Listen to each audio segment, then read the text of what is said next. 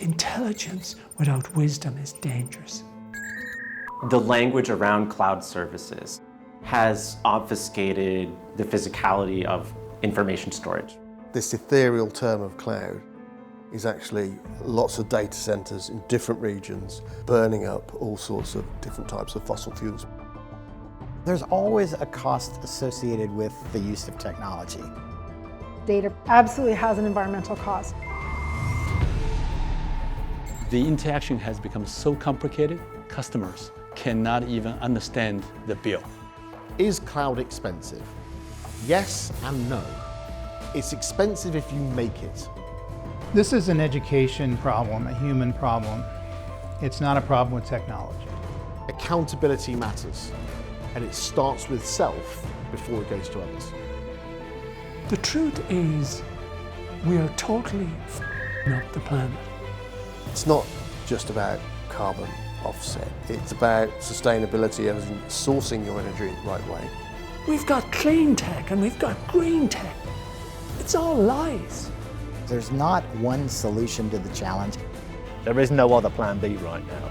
We actually have to start making these changes. Where can we find the business motivators and the behavioral motivators for people to act?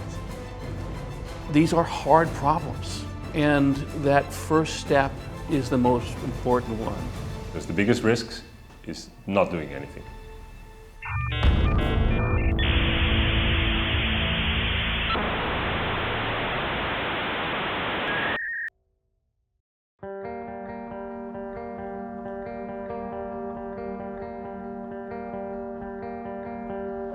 This is the story about our relationship with cloud and its relationship with planet Earth. The impact of cloud is a technological phenomenon. It's given us so much, but I wanted to know what it's costing. I'm Daniel Tremaine-Pitter, and over the last few years I became obsessed with understanding our relationship with cloud technologies. I've been on a new journey of investigation, an investigation into the true cost of cloud. After all, every decision has a cost, an economic cost and an environmental cost. So I'm asking if the decisions we are making are costing us and the planet more than they should. This is the story of what I learned from the people who freely gave me their time and their opinions.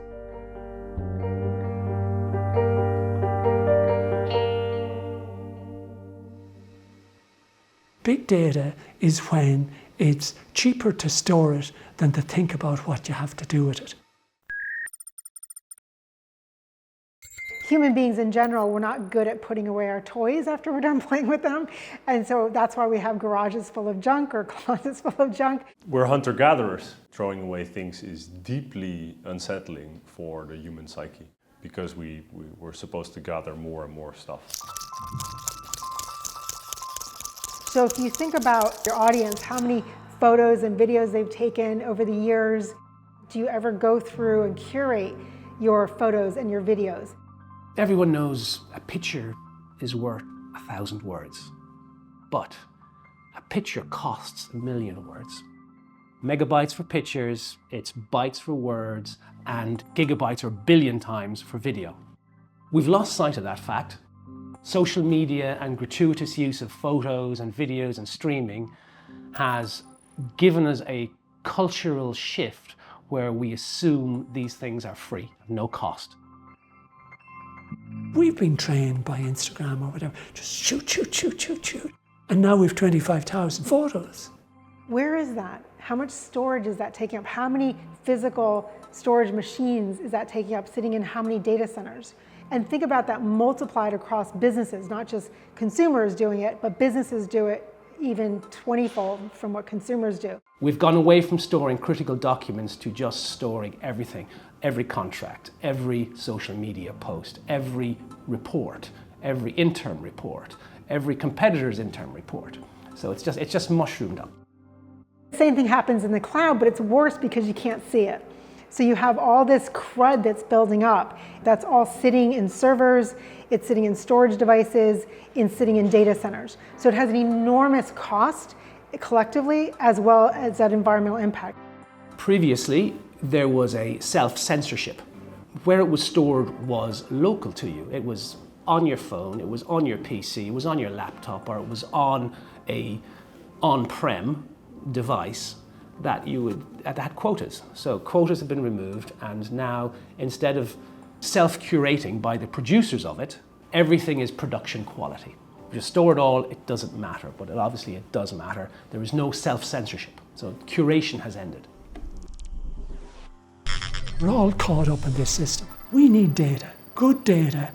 90% of data is crap, it's not of value. Data and storage is a massive component of carbon footprint and cost. It's mad why we keep all this information that we're doing nothing with.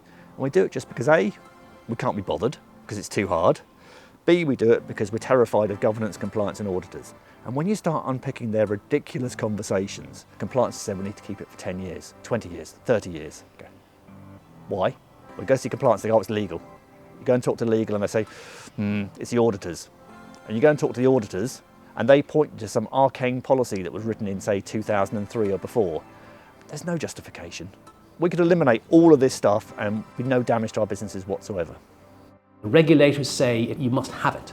They don't say you have to have it online immediately. You don't need to have solid-state devices for 10-year-old data. You can have it on tape and bring it back when required. It doesn't have to be instantaneous.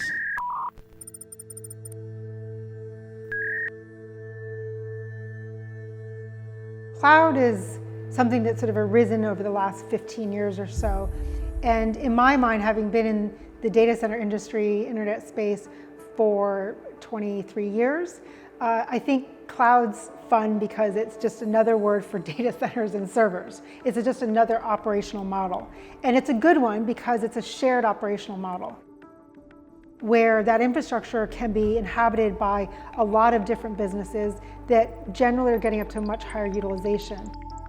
Cool thing about that is it doesn't matter where that resides. It can be in what they call the public cloud. So think of Amazon, Azure, Google Cloud.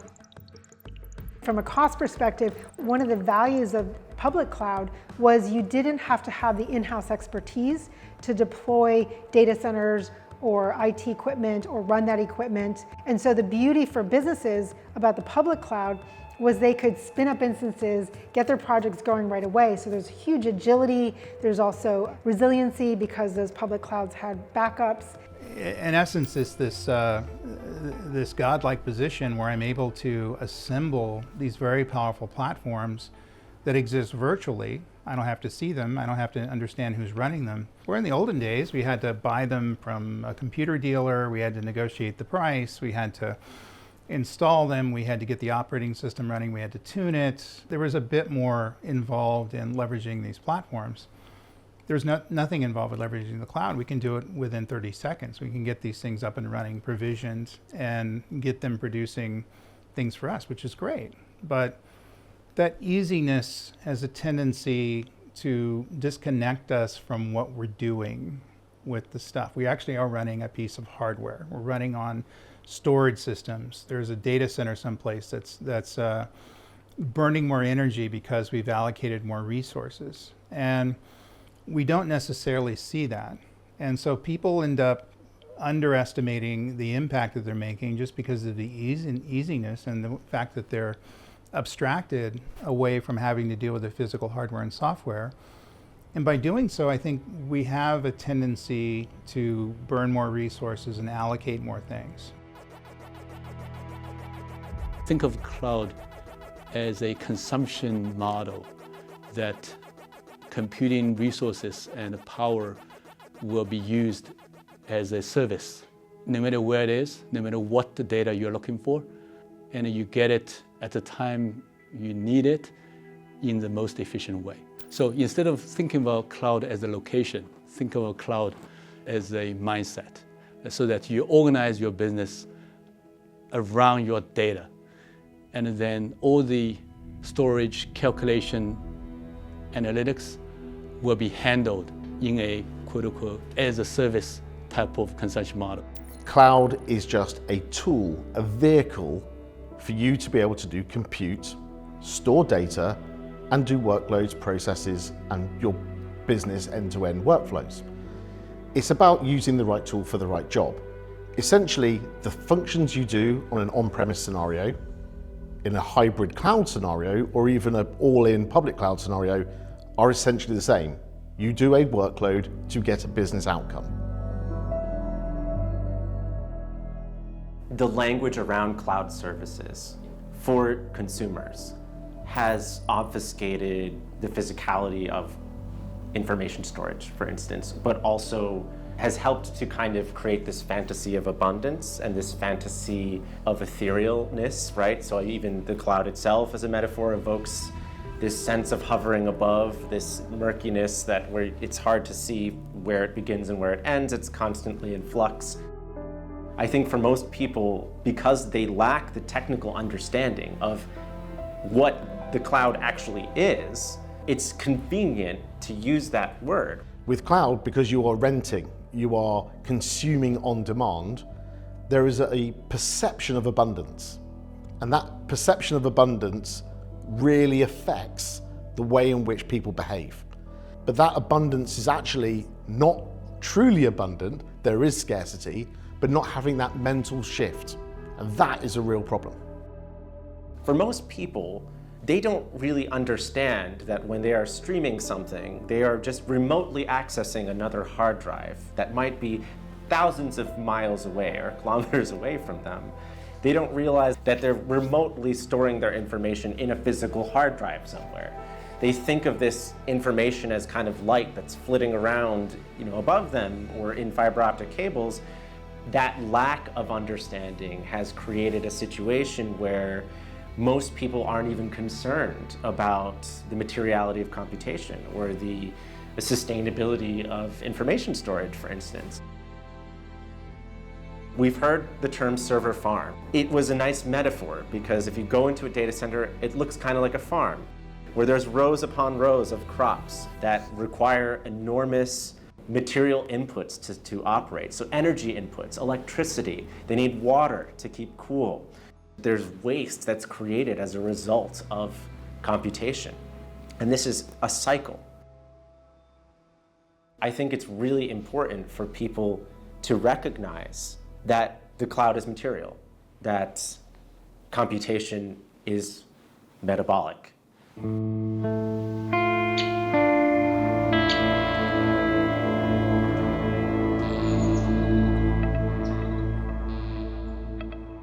The growth of data is scary. By 2035, we'll be producing about 2,000 zettabytes of data. And typically you store about 10% of that.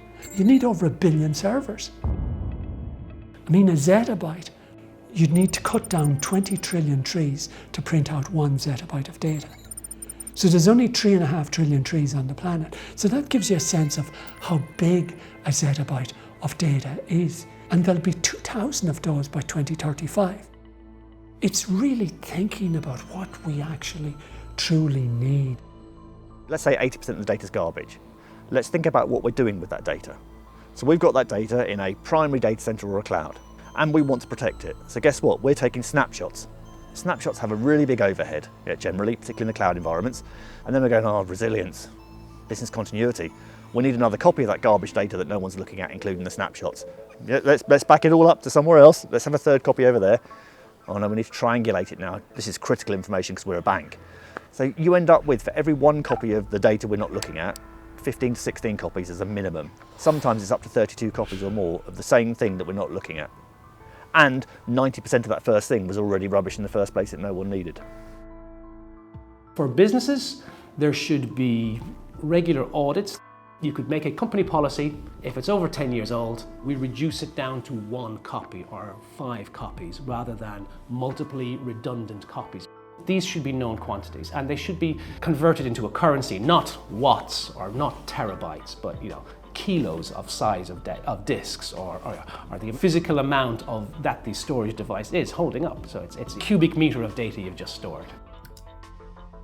We have completely lost the connection of the implication of when I press save, what has that done? It has increased X grams of a hard disk, it has increased X number of tape drives, it has increased my power consumption. I don't think there's an easy way to get those figures, but if people are mindful that if everything is being stored, it will increase some counter somewhere.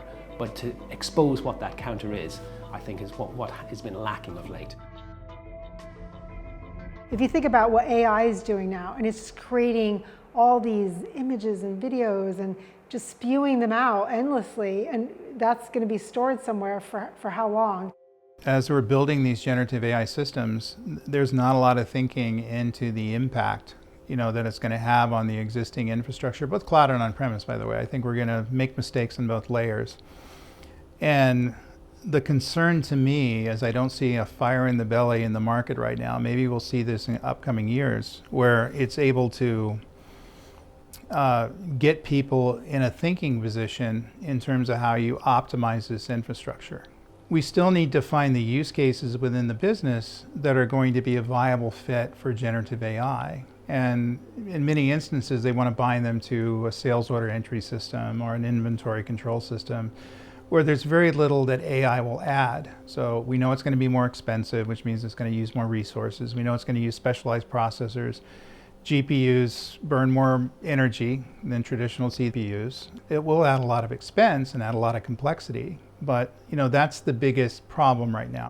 How do we deal with the growing amount of files that people have created and are no longer using? How do you determine whether this is a very important file, like the Declaration of Independence that maybe nobody's looked at in a while, but it's really important. We don't want it to be deleted, right? So how do you reduce the risk of important documents being retained while getting rid of all the crud?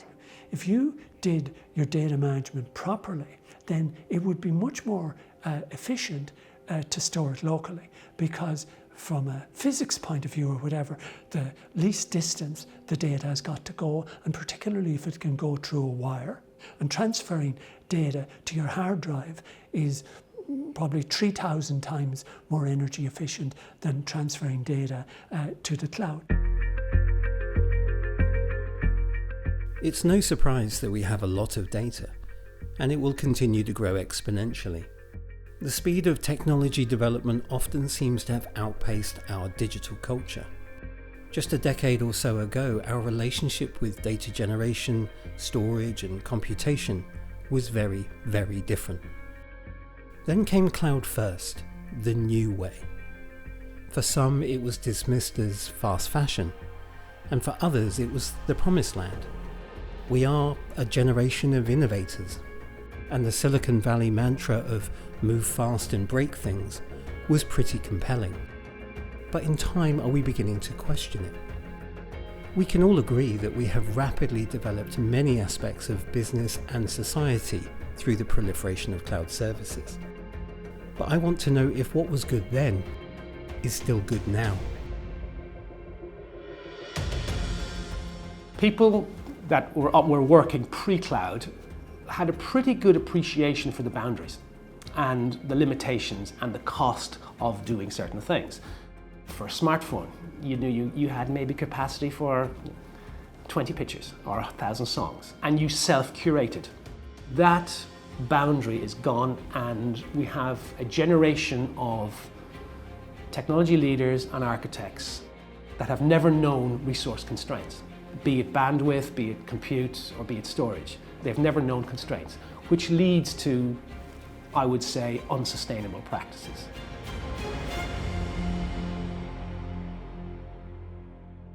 The track record of accountability with cloud has been abysmal since its inception. And multi-cloud, their ability to use more than one public cloud at a time and using more complex architectures just made that worse.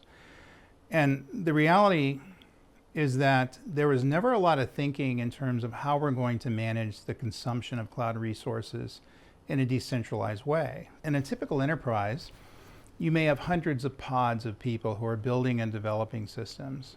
They're allocating whatever they need out of the cloud, whatever cloud service, AI, development tools, databases, things like that. There's really no common, in most enterprises, no common understanding of what's been allocated and what's being burned. They do get the bill, and those come out of someone's budget. And you're seeing some surprises when things are allocated and they're not put back. In other words, we're not deallocating a resource. We have a very expensive VM that's running for a week or two, and then, whoops, and then $100,000 basically just has to go away. it gave birth to this new discipline, which is called FinOps, or financial operations. We used to call it cloud governance, cloud cost governance, where we have the ability to monitor and account for all of this cloud usage. And if you think about it, FinOps really just came up out of an existing problem that was caused because of lack of discipline within the cloud computing world, because we did not have a centralized understanding of who's allocating what and what resources were being leveraged. We're getting better at that, but even though we're accounting for it better, I don't think we're driving desired behaviors. We're not training people in terms of how to leverage resources efficiently. Making sure you're putting things back when you allocate them, or even having audits on these systems automatically where things are put back. Now, there's some enforcement capabilities that these FinOps systems do, which basically drive some of those disciplines, which is a step in the right direction. But for the most part, we have such a decentralized use of cloud computing resources by any number of organizations that have very different cultures and very different understanding. And there's no common training and understanding in how to manage these things in a much more efficient state. We are getting better at accounting for them with FinOps, but we're not at a point where we're able to, in essence, use these resources in an efficient way. Is cloud expensive? Yes and no. It's expensive if you make it. The problem is knowing what you need. If you know what you need, then you consume what you need, not overconsume. Accountability is such a key factor, because if you are accountable and conscious about the choices you make, about the hardware you consume, be it on the cloud where you turn around and you just select it from a rather large menu of different things, consciously doing that for the portion size you actually want to consume, not going for the supersized meal but actually only getting through a quarter of it, that's waste. Then yeah, it gets expensive. In the old days, you had capacity managers. They're the people who managed what we had left on a finite, scarce resource. And now, with the dial having gone completely over the other side in this so-called near infinite level of compute that's available, it's not a case of managing the scarcity, it's managing the overabundance. If you talk about half-truths, I think we always sold efficiency as the end state of cloud. And efficiency comes with discipline, and it's not going to work with any technology unless we're able to put the discipline in it. And so I think people thought there was going to be this automagical process that occurred when I took a poorly designed application that was burning too many resources in the data center, moved it into cloud, and suddenly it would be fixed without changing a thing. Just running it on a platform analog, so Linux to Linux, using the same database. And it actually made things worse as far as the business came by, because the inefficiency was coming to us as a large cloud bill. And they were, why did we get a large cloud bill? I don't understand. It's supposed to be cheaper in the cloud. Well, it doesn't fix things. During the course of this journey, I heard time and time again that the cloud is getting increasingly expensive. Many people told me that the initial promises of cost savings has never arrived. I needed to see if these opinions were more widespread, so we surveyed over 120 organisations. 90% said that yes, costs are rising, but even more interestingly, 35% said that is beyond expectations. This poses an interesting conundrum. Did we know when we started in the cloud that the growth of data and services would reach this level?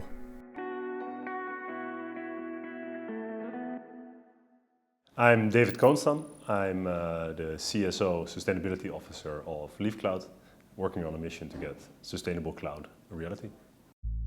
Prices of cloud have stopped dropping pretty significantly. Actually, last year I think it went up in some regions, and I think that they're happy with the way things are going. They're growing fast, so it's still 25% compound annual growth rate with the industry-wide, due to the biggest cloud providers all being American. Price wars at the moment are going to be a bit difficult. There is a tipping point with cloud. No one talks about that. There is a point of where the economics of cloud start to diminish when you hit a certain level of scale. It's also about your balance sheet and your earnings per share and things like that. We've got to consider our finance personas and folk in this conversation. Is the way in which the business is run, is it capital heavy or is it operational expenditure heavy? If it's capital heavy, buying huge amounts of consumable resource on an OPEX spend is not going to win friends and influence people in the finance group when you go to them asking for $150 million worth of investment to do that. You need to put the case together and the context together and prove why that shift in the balance sheet is going to create a better business outcome. People are starting to wake up to the inefficiencies around cloud computing, quite frankly, by the big bills that they're getting. It's typically 2.5 times what they thought it was going to be. So what they sold cloud as being several years ago, and they came to the reality that that's not the case. And so that shock is getting them where it hurts, and that's within their bottom line, getting to the earnings per share. And that's what's driving a lot of rethinking of this right now. It feels like bill optimization has never been higher on the agenda. In 2023, multiple sources have reported that up to 30% of the average cloud bill is waste. This feels like the harsh reality of a decade of decisions based on the apparent abundance of the cloud. Projects and digital initiatives start and they stop. But does the infrastructure? Cloud bills are increasing, and if you break it down, if you know 30% is waste, why don't you change it? There's a duty, I think, from the cloud providers to educate their customers. Are you really using this data? You really need to pay and keep the power on this data storage when you're not using it? What if you turned it off? And there's this fear of saying, well, one day I might need it. We've lost connection with our physical world. So we've become disconnected. And that was a deliberate marketing strategy by the tech industry to say, yeah, it's all material, it has no cost. Use as much as you want, create it. We're all creators, we're all producers, we're all innovators. Let's be happy and innovate, because that's how the tech industry makes money. By us creating loads of stuff and storing all that stuff and never deleting it. The business case of the cloud is based on crap. It's based on having huge quantities of data that you need to actually store. So it doesn't work if you don't have the crap. Where the cloud wins by maximizing server use and optimization, it doesn't win if you're really managing your data properly. Part of the challenge we have is that when something is easy to do, we do it. When I can spin up and spin up and spin up, and the inertia for me to starting up a process is so low, I don't give it another thought. So I'm not carefree, I'm careless.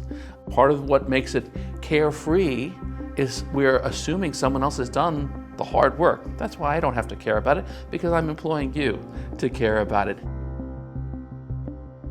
Technology sales rep is always saying, you won't have to think, you just give me $1 million and you won't have to think about this problem. I'll make your life easier. And it's a compelling argument. And that stuff I sold you 4 years ago, no, it didn't make your life easier, but this stuff will.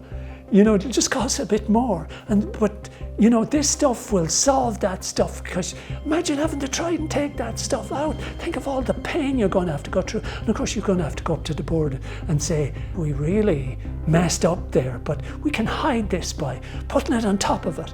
So now you've got layer of crap on top of layer of crap on top of layer of crap. And you've got to go back to senior management and say, well, we actually put in 9 layers of crap, but the 10th layer is going to be really good. I think it's very hard politically within the company that we have to admit that we shouldn't have been in the cloud in the first place for something, whether an application load, things like that. And so in many instances, these are rectifying mistakes or solving problems based on some bad decisions that were made in the past. And that's very tough for companies to do. Some, they find it very easy from a cultural perspective. Most of them think it's going to be career ending. The cloud industry has become a lot more complex, right? And so the conversation about which cloud to pick is a very rich discussion. With respect to certain public hyperscale cloud services, the interaction has become so complicated such that the small, medium enterprises customers cannot even understand the bill. As a result, we have seen small startups coming into the space to provide more efficient services. And one pitch they would give to these small, medium enterprise customers is that the bill will be much simpler. This is sort of the new message from these niche cloud services, because this hyperscale cloud services may be too big for some of the small customers. Complexity is hurting us so much that we have to create a cottage industry, FinOps, cloud FinOps, in order to interpret the bill. There's so much complexity with how people are billing and the way in which they're billing and the units that they're billing and what they're billing, how the pricing works. Some people have tiered pricing. Well, they pay a certain amount to a certain level, and then they pay a certain amount over that level. And they're all different. We're consuming normally more than one cloud provider. Some of my clients would be as many as 5.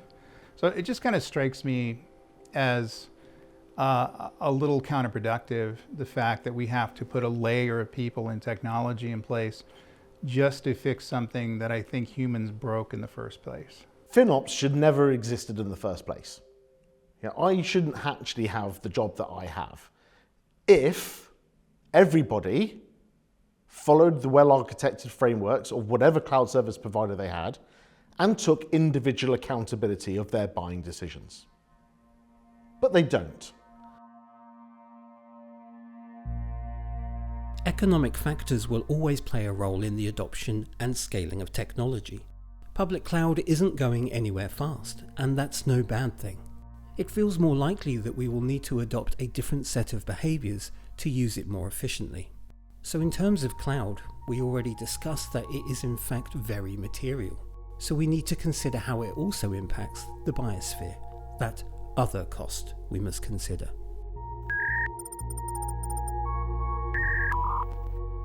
The cloud industry is hosted in data centers, and data centers are a bit of a relic of mainframe thinking, where your application ran in one location only and one machine could never fail. Every bit and byte of data that we store sits on a gigantic storage array somewhere. It's either spinning disks or it's on the latest solid state drives that are massively high performance. And to support that storage array, you've got the power systems, you've got the cooling systems, you've got the gigantic data center they sit in. And then you've got the second data center. And then you've got the third data center that's sitting there as well doing it.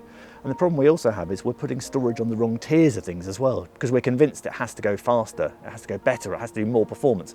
They go, oh no, it's business critical, therefore it needs the highest performance, which happens to be generally the highest polluting as well. There is no more benign environment than the data center raised floor. It's perfect temperature, it's perfect humidity, it's access controlled, it's behind nice thick walls of concrete and security beyond that. I'm an electrical engineer, and in electrical engineers we think about powers, we think about watts, which are joules per second. Now the actual unit of energy is joules. So when we think of the data center, understanding that this is going to take energy and it's going to take in energy at a high quality, produce energy out at a low quality. What are those sources of energy? Because all those joules either have to come from the sun in one form or another, or they have to be mined out of the earth. And in both those cases, that's the real finite resource. What are the environmental impacts of running data center operations? So of course you have the energy and the associated carbon emissions associated with that. You have the land footprint of data centers. You've got the materials that are being used to build that IT equipment and also build the data center environment. I mean, it's a shocking statistic that 18% of Ireland's electricity is being consumed by data centers, and that 5 years ago it was 12%, and that exponential growth. Carbon is too abstract, but people understand basic percentages. If you talk about saying 4% of all electricity goes to the data center, and then they say, well, it's only 4%, that's not too much. They say, how much does the national train system use? It's 1%. And then they're like, oh, wait. Okay, so all of the trains going around, traveling everyone around, is 1% of all electricity used, and then 4% goes to data centers. Okay, getting that scale across, I think, is one of the biggest things, is really showing scale in a way that hits people. Hi, I'm Dr. John Fry. I'm HPE's Chief Technologist for Sustainable Transformation. There's always a cost associated with the use of technology. And we think about it in terms of footprint, so the negative implication, if you will, or the resource implication of the use of technology, and then the handprint, the benefit that comes from that. So if we just think about the footprint part for a minute, there's also an economic cost as well. The equipment costs money. The resources, usually electricity, to power that equipment comes at a cost. You then need cooling equipment, for example. There are societal costs. Where is that data center located in the world? What resources is it drawing? There's also positive impacts there as well. So where are we getting the staff to operate the data center? Well-paying jobs, typically knowledgeable, knowledge skills types of roles. So you have to consider all of those positive and negative costs associated with that. And then you look at the benefit on the other side, that handprint, which is often much harder to quantify. If we can digitize a process and significantly reduce its environmental impact or significantly extend our reach, what are the positive benefits of that? So when we think about cost, we really need to consider all of those implications together. It's hard to comprehend the volume of natural resources that are required to run a large public cloud. People often talk about measurement at a data center level. There is one term that seems to be widely used in the industry, PUE. But what exactly does it mean? And to who? A common term that you're going to hear in the data center industry is PUE, or power usage effectiveness. And that's a number, it's actually a ratio, that was developed by an organization called the Green Grid over a decade ago to really compare the total power being consumed by the data center in aggregate and divide that by the IT power. And it gave you a ratio. The closer that ratio got to 1 was nirvana, it was perfect. All the power coming into the data center was powering the technology equipment. So that was idealistic efficiency. If you had a PUE of 2, that meant that for every kilowatt hour of energy that the IT equipment was using, the data center would also use 1 kilowatt, so you'd have 2 over 1. In the old days, you'd have PUEs of 2 or 3, which was terrible because that meant that most of your energy was going to the data center, the cooling mainly, not the actual computing, which is where the value was. It was a way for companies to assess how much of the money they were giving to the data center providers was being wasted. It's a quick way to assess how well a data center is being run, how efficiently, and where the costs lie in your data center. So you'll hear a lot of companies talk about PUEs of 1.2 or 1.4 and talk about their efficiency. And that's a great metric, but it was designed to be a metric for measuring the efficiency of the same data center over a period of time. How do you get better? It's so often misused. You'll go to events and data centers or companies will tout a PUE of this versus that, and they'll want to compare, I'm better than you, when in fact that's a misuse of the metric, although a common misuse of the metric. And really, PUE doesn't capture all of the things that we think about from an efficiency perspective as well, because it doesn't take into account water emissions, for example. It doesn't take into account heat reuse or many of the other things that you have to factor into the overarching equation. It is a metric that very much comes out of a kind of practical weighing of the cost of the total cost of operating a data center. How much of the energy that is being consumed by the data center is actually being put to use? How much is being wasted? And so it's not fundamentally questioning how much energy is being used by the data center. It's measuring how much of that energy that is being used and not wasted. It's a self-justifying kind of a metric. The industry's fixation on power utilization effectiveness does display for me how this conversation around sustainability very much became entwined with this conversation around cost. There was this moment in the 2010s when data center operators and the companies that run data centers realized that actually reducing the amount of energy and thereby also reducing carbon emissions could also lead to less cost to run the data center. And so there's an economic incentive to become sustainable. So power utilization effectiveness and the fixation of it comes out of that conjoining of there's a way for us to actually make more money by going green. But it doesn't fundamentally question things like the amount of redundancy that a data center has, the amount of copies of data that are being stored in servers, for instance, the fleet of diesel generators, should the power run out or there be any kind of disruption whatsoever. There are so many chains of redundancy that are built into data centers that one might be able to call waste. PUE is not their main concern. Their main concern is sustaining uptime so that you, the user or the person online, doesn't experience any kind of hiccup, any kind of technical hiccup, any kind of server not available message. Because for them, 1 minute of downtime can be something in the order of tens of thousands of dollars per minute lost to the enterprise. Uptime and power utilization effectiveness are not the same. They're not aligned. And so for them, uptime at all costs is the primary driver of their day-to-day operations. It's become clear that there are many challenges and many factors that need to be considered when siting new data centres. And that has become a highly contentious topic, from the displacement of local communities to the availability of resources to regulatory issues and data sovereignty concerns. So there are both environmentally good places and, let's just say, not so good places to build data centres. I'm beginning to wonder if this contributes to the challenge of reporting consumption and the associated emissions. Not all data centres or resources are born equal. If we look at the history of where data centers were sited, often it started with where do we have high-speed connectivity, so good connectivity to multiple regions, wide availability and large availability of power, and multiple sources from a redundancy perspective. And where do we have the businesses that need to use that if latency was a challenge? So those tended to be how data centers were sited very early on. What are the different environmental constraints of each of these settings where data centers are run?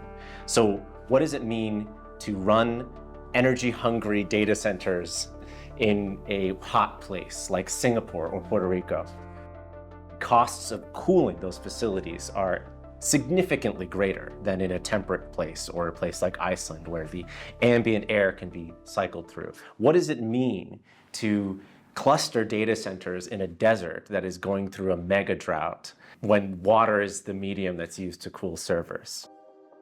There's a whole bunch of data that needs to be considered. Clearly weather data, geographical data, altitude, floodplain data, energy price, energy source data. And when you bring that together, you can use the right data to locate areas are good to locate and which are not so great. It's really interesting how that heat map changes. The problem is buying renewable doesn't mean that you're using renewable energy, because what falls out your plug is whatever is the blend from the power supply at that particular moment in time. And that could be coal, gas, oil, nuclear, wind, hydro, and it depends where you are. So if you just take the UK as a really good example, the UK, we have really low emissions in south of Scotland and the northeast. And that's because they are rudely hogging all the renewable energy sources because they've invested loads of money in building them. And the problem we actually have is the backbone of the national grid can't get that energy where it needs to be. So we have it all up there, and that's why we're investing so much money in building kind of offshore in other locations. So we're trying to get it, but that's taking far too much time because of ridiculously draconian, difficult policies around bringing new renewable energy on board, or any new energy sources on board. So the problem you then have is where you are is in the country, in the world, it massively impacts the size of your carbon footprint. Because if you're in locations like, if you take some of the uglier locations for it, if you take, say, Poland, at one point a couple of months ago, the carbon intensity of energy in Poland was 994 grams of carbon, or CO2 equivalent per kilowatt hour. At exactly the same point, the carbon intensity in south of Scotland was 6 grams of CO2 per kilowatt hour. So if I compare, say, the northeast or Scotland with London on average, it's typically emissions in London are 4 to 6 times higher than they are in south of Scotland. Signal latency is an important part of this conversation. We can't put data centers all in the Arctic Circle because of the issue of signal latency. We as consumers have been conditioned to be frustrated when something isn't instantly available to us.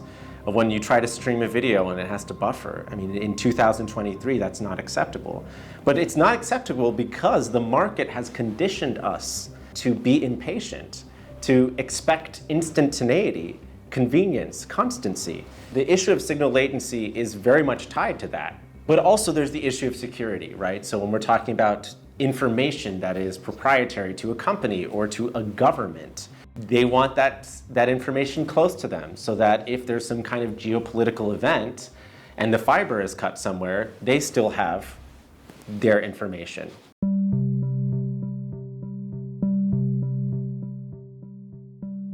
The reason the data centers are where they are now, Ashburn, Virginia, the Pentagon, out in Silicon Valley, is because there's a big bundle of fiber that comes out of the ground. They're probably one of the most ugliest buildings. They have no windows.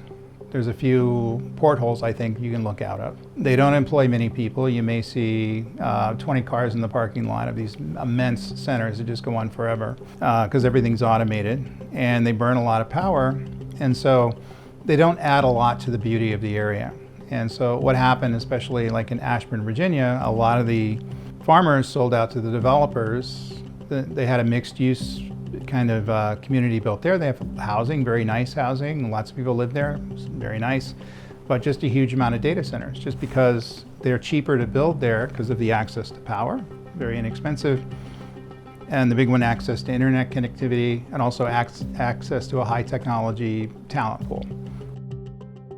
If we look at the geography and the ecology of data centers, they are clustered in places that are totally paradoxical or illogical if we're talking solely about environmental footprint. I spent a lot of time in the desert Southwest, which is in the midst of a mega drought, the likes of which has not been seen in over 1,000 years, right? Lake Powell is like draining. There is very little water for people to drink.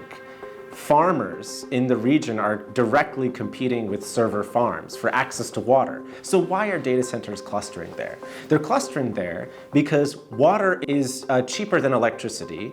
Also, the electricity is very cheap because of the hydroelectric dams that many of this is sourced by.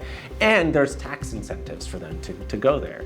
At the end of the day, data centers are run by businesses. The highest profit that can be achieved is the goal, and the minimum cost of operation, which sometimes aligns very nicely with these sustainability goals. Okay, so if we consume less electricity, we don't have to pay for that electricity, and our carbon emissions are lower. What's the incentive to consume less water when water is cheap? If a customer wanted to take advantage of renewable energy, could we site the data center someplace that had a better availability? So you tended to see hydro-powered areas having data centers crop up closer and closer to the source of the hydro generation, near the river, near the dam, for example. Places in South America, for example, in the midst of droughts where they were relying on hydropower, the utilities actually came in along with the government and said, we're no longer going to site the data centers there. We're going to site them where they can take advantage of excess generation capability that existed in country that wasn't being used in more rural areas. So in that case, they brought the connectivity in the data centers closer to the excess power.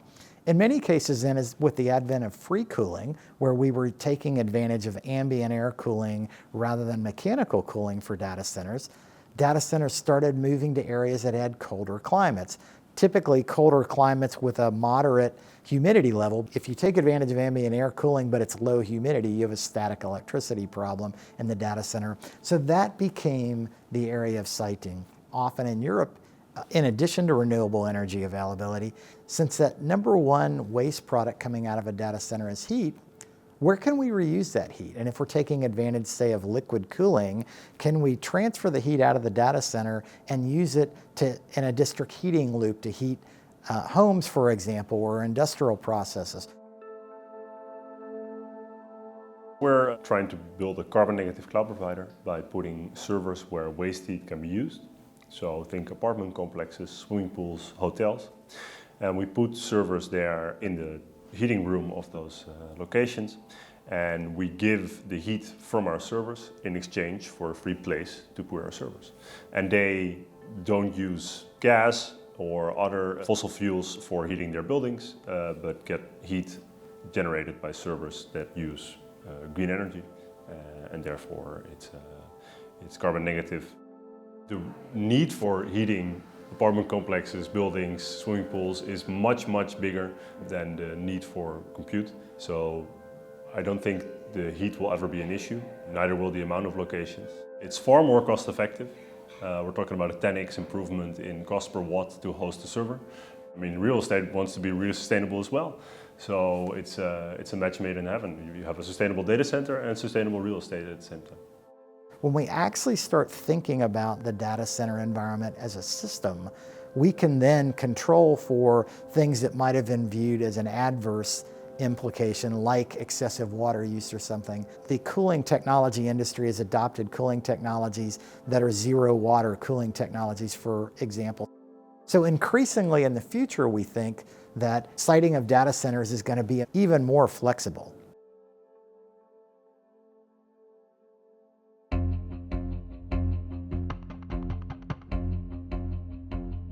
Some applications, some workloads, some capabilities are just simply not suited to public cloud environments. They might not be suited to private cloud environments. They might just need to be on-premise applications. So that makes hybrid. So when we talk about hybrid, it's a pragmatic reality. Hybrid being a multi-form use of technologies using different distribution systems and production systems to distribute this capability for the best business outcome. That's economics. But the reality is, in some instances, we're going to run things in the data center and then run things in the cloud. A hybrid computing kind of gives you the best of both worlds. And so it's kind of emerged from a marketing term, save our enterprise technology because we can't get to the cloud as fast as the hyperscalers, to an architectural by accident kind of stuff. So the reason we're running hybrid today is because we've migrated a bunch of stuff to the cloud. We have lots of existing systems, probably 60–70% of our existing infrastructure for most enterprises still resides in the data center, and most of it's on big iron, old legacy stuff. Those aren't going to go away. They're going to add value for many more years, and therefore we need to figure out how to make these things work and play well together. We're seeing a lot of companies now recognizing that they could build their own sort of public cloud on premise, so that's really a private cloud, with much higher efficiencies. I needed to know if this idea of declouding is more widespread. Is this isolated to specific use cases, or is this becoming a trend? Our research found that 47% of organizations are actively or are intending to move data and workloads back from the cloud within the next year. That percentage is certainly high enough to make a case that this is an emerging trend. Could this be the end of our cloud-first or cloud-only strategies, which were so popular in the 2010s? 2023 was really the year of repatriation because we knew it was going on, and we heard some very well-publicized cases where some large software vendors were moving it from the cloud back to their on-premise systems, basically for them to save money. And they had very simplified, repeatable processes that occurred in the cloud, and they could do it much cheaper by owning their own hardware. So it was always around as an option, a way to bring things back from cloud. 2023 was really a response to the big bills we got in 2022. And so in many instances, people were asking the question, rightly so, why is cloud so expensive when we thought it wasn't going to be expensive? And by the way, our hardware systems, and we have our existing enterprise data center, so we're still in that business. That stuff per CPU and per terabyte is much cheaper than it was 10 years ago. So in many instances, we saw companies paying $3 million a year to a cloud provider to run some of their infrastructure were able to move it back on premise and buy $500,000 worth of servers. The largest companies already sort of make hybrid cloud possible because major enterprises often have a lot of hardware themselves. So they make hybrid cloud already a reality. what we do is sort of make use of those hybrid cloud tools to get cloud on us, using the same glass pane as for example, Azure offers. At some point, a centralized approach becomes too difficult. We don't have a centralized way of doing power as well anymore, like these days with solar panels everywhere and windmills, and it's become a decentralized power grid as well. So I think we'll adopt that model in a way of becoming more decentralized, because it just is better cost structure and it's more sustainable, and that makes it a good choice. So I think it's a healthy thing. It's architecture by accident, and it's really the fact and a line in the sand that leveraging on-premise infrastructure is probably going to be a fact of life forever. No matter where or indeed how you do IT, there is an extremely compelling case to deliver services in the most sustainable way.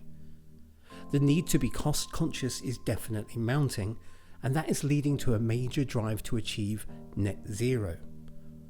It struck me that whilst many of us personally place net zero as a very high-ranking priority, it doesn't always flow through into our business or technology decisions.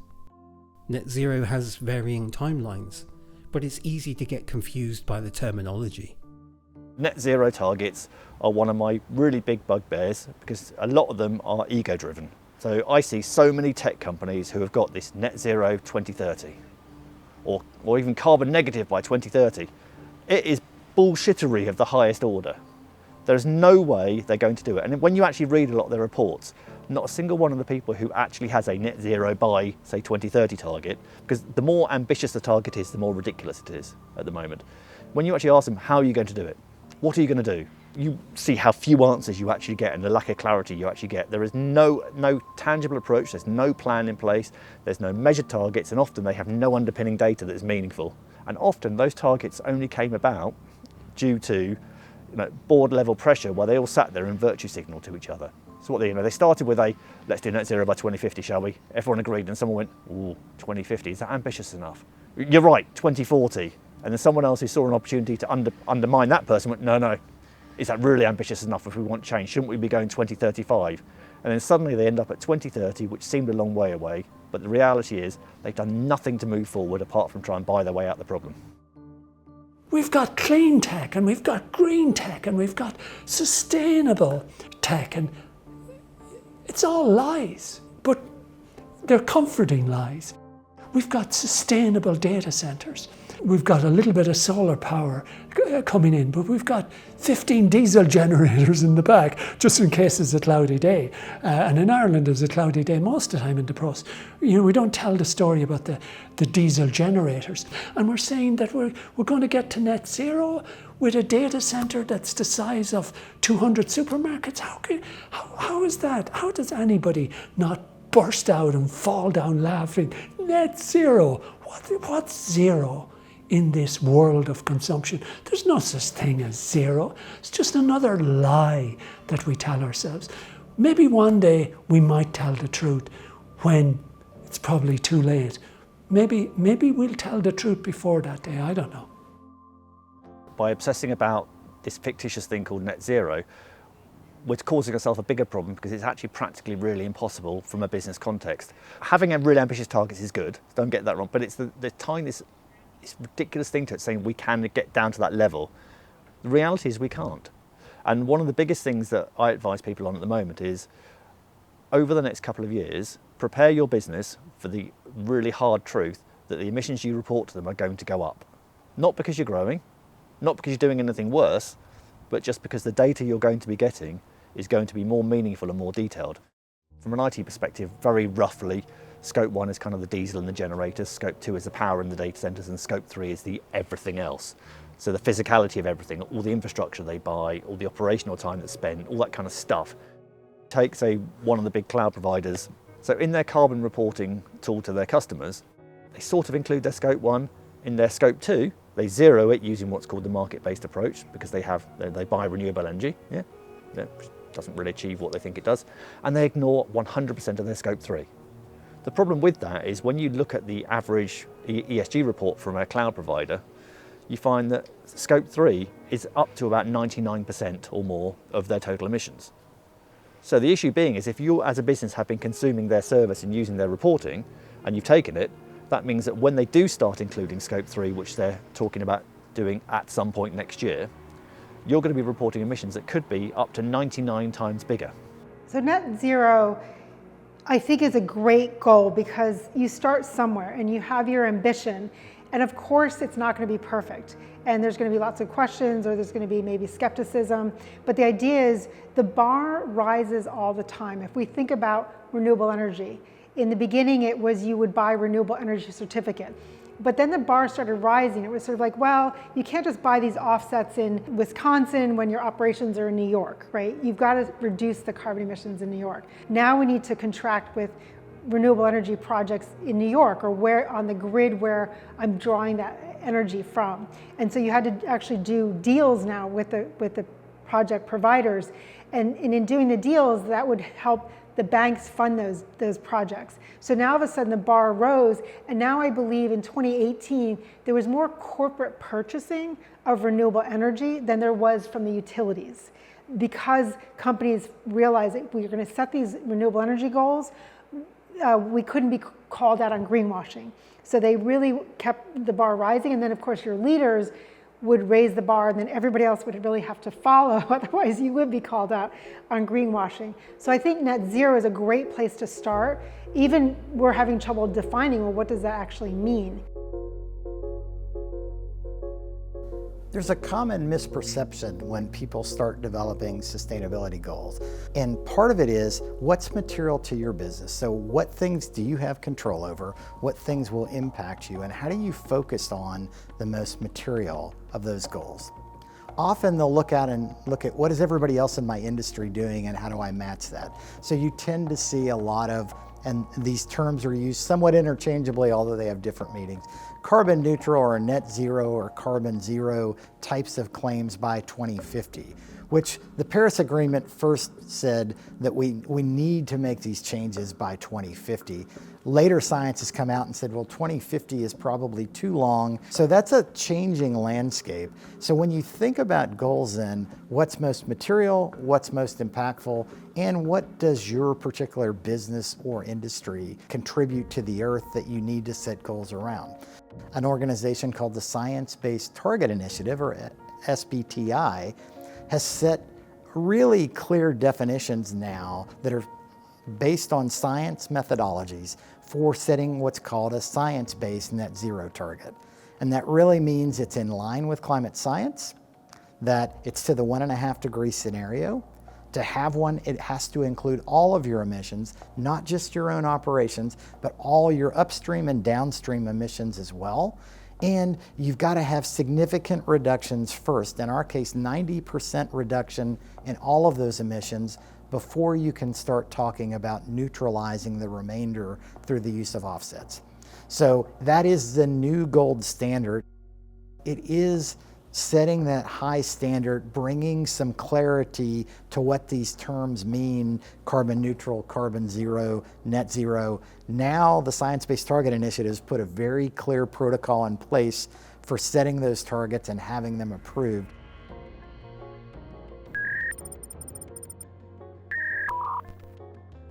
Carbon offsets have become a popular trade-off for the carbon we emit.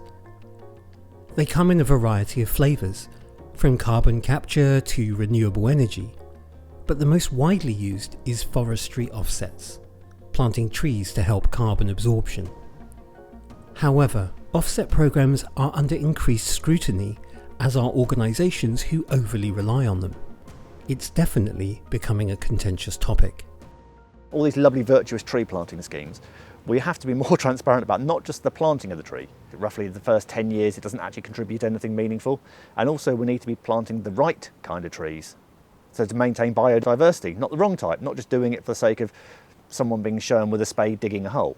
Who's paying for the maintenance? So who's ensuring the trees are going to be there forever? Is that factored into the entire thing? Who's tracking the percentage of the trees that die? Because actually in a lot of these tree planting programs, 35 to 40% of them or more die in the first 6 months, because they were badly planted by amateurs who didn't know what they were doing. So we have to consider actually the long-term impact of, are we actually getting the return we want even from doing that kind of good as part of it? Seen recently some proof of a big tree planter turning out to lie a little bit too much about it, and it's becoming sort of, hey, look at this tree, I'm gonna kill it unless you pay me, and then I won't. And then we've offsetted the tree here. As a sector, it's gigantically nefarious. There are some good offset programs, and unfortunately they're outweighed by the vast number of ones which are increasingly getting unpicked and shown to be delivering, in some cases, negative value, but in often cases, a tiny fraction of the value they've actually claimed. And when you look at the price point of them, it's typically the cheaper they are, the more nefarious they are. Because to do it right actually costs a lot of money. So what we are now seeing is regulation creeping into that sector. So that's an area which will kind of eventually get to a point where a bit more trusted. But right now, today, I do not trust offset programs. It's great if corporates want to do that kind of thing, but why don't we focus first on actually reducing the thing by being more efficient, doing the hard bit, which is changing our business, changing how we operate. Businesses today, if they're being brutally honest, you go into any big enterprise with a huge IT environment, so a lot of these people are spending billions a year on IT. They often don't really know what they've got, where it is, and I know that might surprise you, but they don't really actually have a clue what system is linked to what platform, and what resource is being used by what application, which cloud is where. You know, at a lower level they kind of do, but at a higher level there's no link. There's a real lack of, you could call it competence, but a lot of it is lack of knowledge. So people don't understand the problem they're trying to solve, and so they get very easily greenwashed by whichever vendor's walking in the door. If the entire conversation around sustainability and environment become entirely circumscribed around carbon emissions, you miss the water footprint. You miss things like the electronic waste associated with it. You also miss, because often in these numbers, in these figures, cryptocurrency production is completely outside of this conversation, even though it's still harnessing the same kind of computational resources and infrastructure to do what it does to produce cryptocurrency, right? And so I think we need to have a conversation around sustainability that really takes seriously computation as a carbonivore, but also as a hydrovore, as something that has a real material weight and effect. I think the challenge is that people have that link of sustainability being all about something like, you know, the trees, the environment, that kind of thing. And yes, it is, but in the world of IT, you could replace sustainability with efficiency. You could replace it with optimizing. You could replace it with all the terms that we're supposed to already be doing, but often aren't. By choosing technologies and vendors who are more sustainable, they're likely to have a better idea of the sourcing of the raw materials that are used to create the infrastructure they use in the first place. And because of the size and scale of these organisations, their power has a gigantic impact to influence change way below them as well. So how do we bring sustainability into companies such that they understand how it connects to their core business? So I think it's along the lines of customer demand, it's investor interest, wanting to see companies be managing their sustainability, using the lens of sustainability to innovate their products and services. What are the risks and opportunities in their supply chain?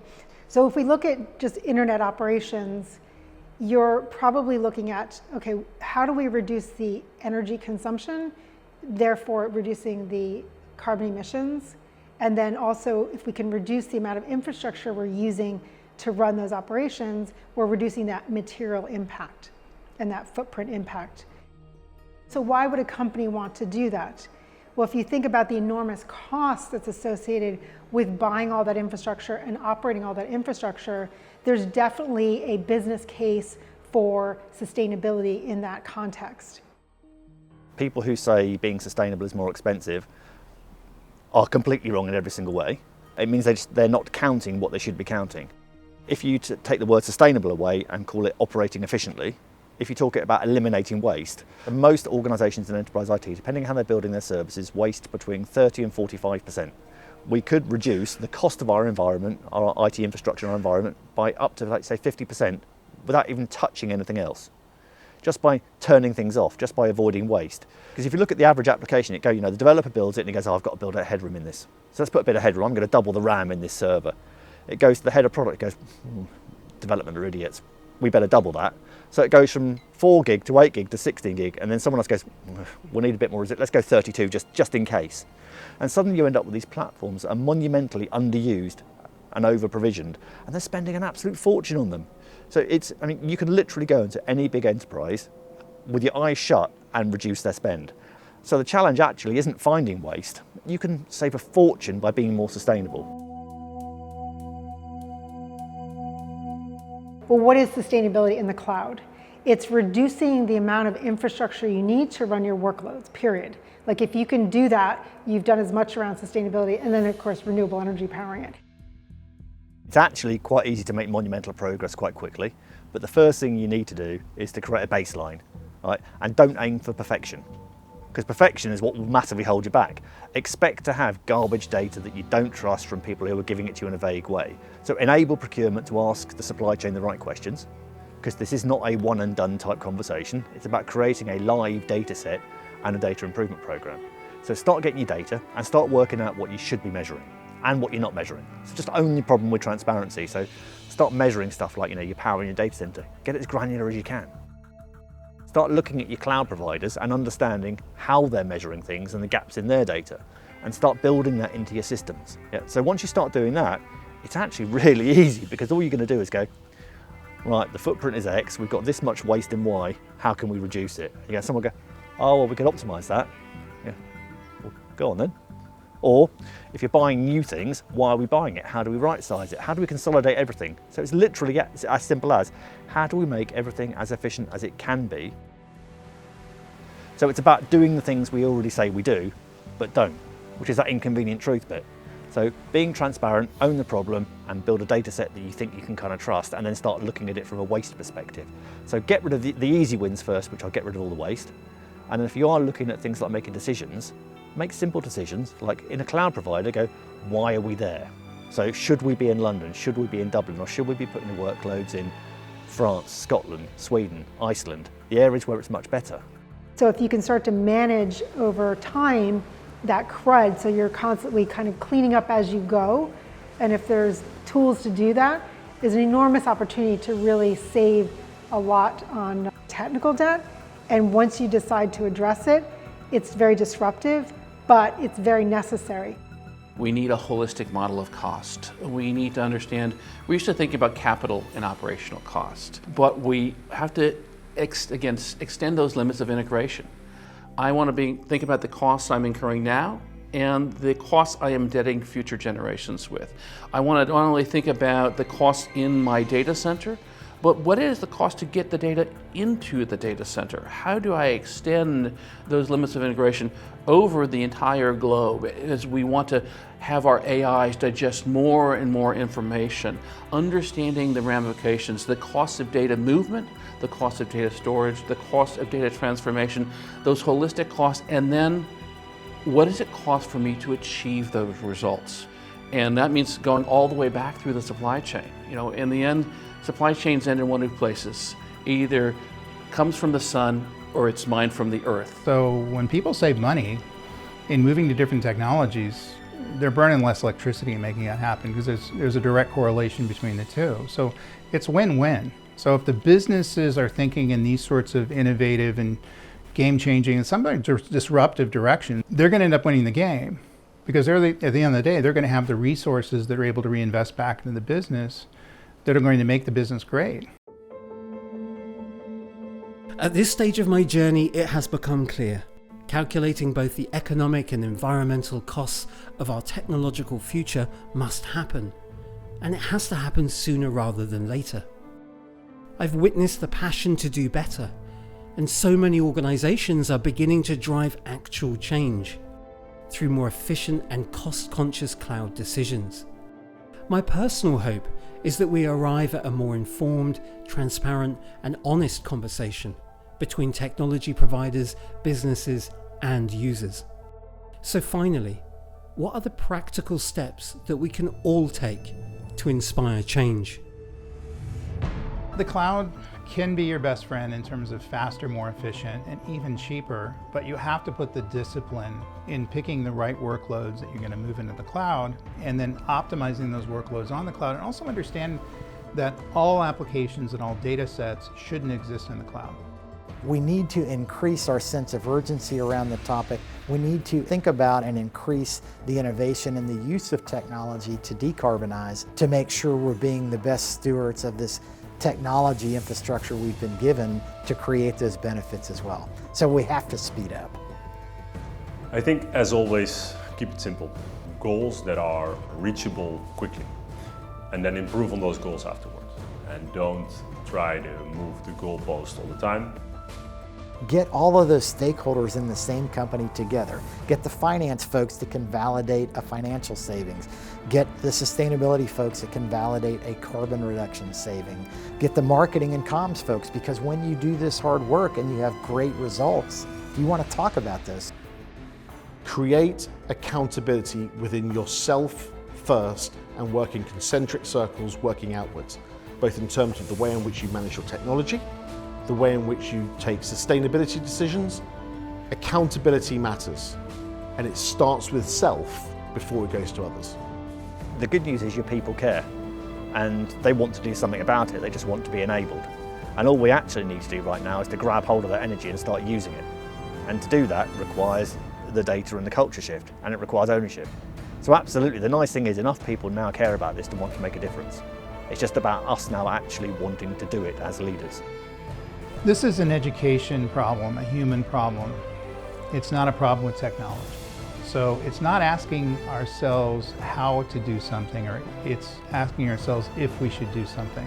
If I can't answer that question, if I'm not going to get us to a better, more optimized state, if I'm not going to be able to generate a business value, and if I'm going to have a negative impact on the planet, then I suggest we don't do it. In many instances, we can do a lot of good. In other instances, we can do a lot of harm. What side of it do you want to be on?